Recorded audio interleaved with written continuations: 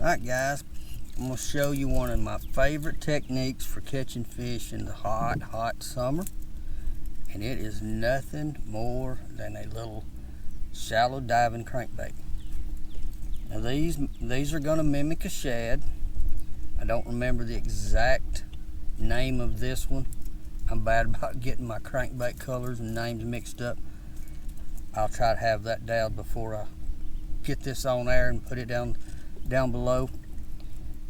But when these fish aren't on the bottom biting all during the day, they're often suspended waiting on shad, and when those shad get pushed to the top, these are a killer. I've already got 2 in the boat. I've been here about an hour. Done put 2 in the boat, schooling fish. I've messed around a little bit on the bottom, not a bite on the bottom, not much going on in the way of bottom feeding. But these fish, as you can look around the lake, every once in a while you'll see activity. That's what they're doing. They're pushing these shad up to the top. They're feeding, they go back down where it's cool. And you got to be at the right place at the right time. So I've got a couple of these different colors tied on.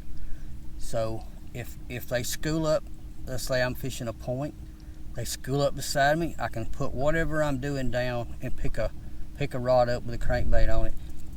Wham, throw it in that school, 9 times out of 10 you're gonna get bit. Today I've hooked up on both of them. Didn't miss a fish.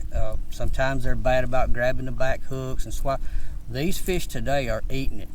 Past couple of days, when they hit this bait or a little crankbait for me, they demolished it. They had all the hooks in their mouth. Just a quick tip, I'm heading to my next little spot. Gonna work some points and gonna keep the crankbait ready. If they school up anytime, I'm gonna bust them with a crankbait. I'm gonna continue to look for fish off of points, rocky points, maybe mimicking a crawfish, or maybe a bait that'll resemble a dying shad on the bottom.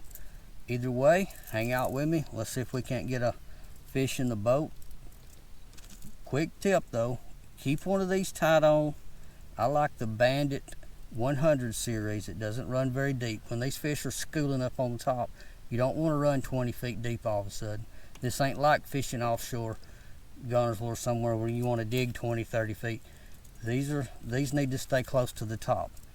And for the last 3 or 4 days, they have worked very well for me. So keep that in mind. Keep one tied on next trip, and I think you'll do pretty well with it.